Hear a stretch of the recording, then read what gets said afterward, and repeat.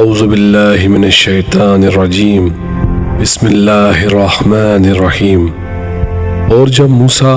ہمارا وعدہ پورا کرنے آئے اور ان کے رب نے ان سے کلام کیا تو انہوں نے کہا کہ پروردگار مجھے اپنا جلوہ دکھا دے۔ ارشاد ہوا کہ تم ہرگز مجھے نہیں دیکھ سکتے، البتہ پہاڑ کی طرف دیکھو، اگر یہ اپنی جگہ قائم رہ گیا تو پھر مجھے دیکھ سکتے ہو۔ اس کے بعد جب پہاڑ پر پروردگار کی تجلی ہوئی تو پہاڑ چور چور ہو گیا اور موسیٰ بے ہوش ہو کر گر پڑے۔ پھر جب انہیں ہوش آیا تو کہنے لگے کہ پروردگار تو پاک و پاکیزہ ہے، میں تیری بارگاہ میں توبہ کرتا ہوں اور میں سب سے پہلا ایمان لانے والا ہوں۔ اس آیت کو پیش نظر رکھ کر مامون رشید نے امام علی رضا علیہ السلام سے پوچھا تھا کہ حضرت موسیٰ علیہ السلام اولو العزم رسول تھے اور وہ جانتے تھے کہ خدا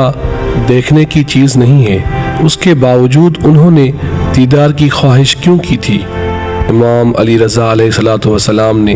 مامون کے اس سوال کے جواب میں ارشاد فرمایا،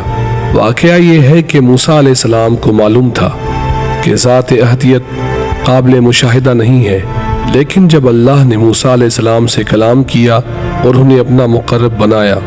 تو انہوں نے اپنی قوم کو بتایا کہ اللہ نے ان سے کلام کیا ہے۔ بنی اسرائیل نے کہا، جب تک ہم خود اللہ کا کلام نہ سن لیں اس وقت تک آپ کی تائید نہیں کریں گے۔ اس کے بعد آپ نے 7 لاکھ افراد میں سے 70,000 افراد کا انتخاب کیا اور 70,000 میں سے 700 افراد کو چنا اور 700 میں سے 70 افراد کو منتخب کیا اور انہیں اپنے ساتھ کوہ طور پر لے گئے اور انہیں دامن کوہ پر ٹھہرایا اور خود طور کی چوٹی پر تشریف لے گئے اور اللہ تعالیٰ سے درخواست کی کہ وہ ان لوگوں کو اپنا کلام سنائے۔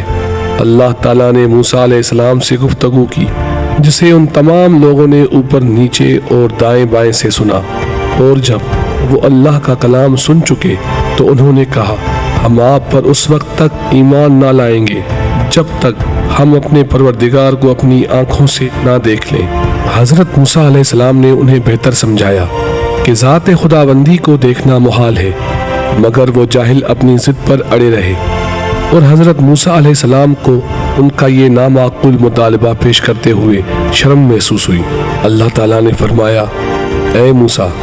میں نے ان لوگوں کی گفتگو سن لی ہے، تم ان کا مطالبہ مجھ تک بلا خوف و خطر پہنچاؤ، میں تمہارا کوئی مواخذہ نہیں کروں گا۔ اس پر حضرت موسیٰ علیہ السلام نے دیدار کا مطالبہ کیا تو اللہ نے فرمایا، تم مجھے ہرگز نہ دیکھ سکو گے، تم پہاڑ کی جانب نگاہ کرو، اگر پہاڑ اپنی جگہ پر قائم رہا تو تم عنقریب مجھے دیکھ لو گے۔ اور جب اللہ تعالیٰ نے اپنی آیات میں سے ایک آیت کا پہاڑ پر جلوہ دکھایا تو پہاڑ ریزہ ریزہ ہو گیا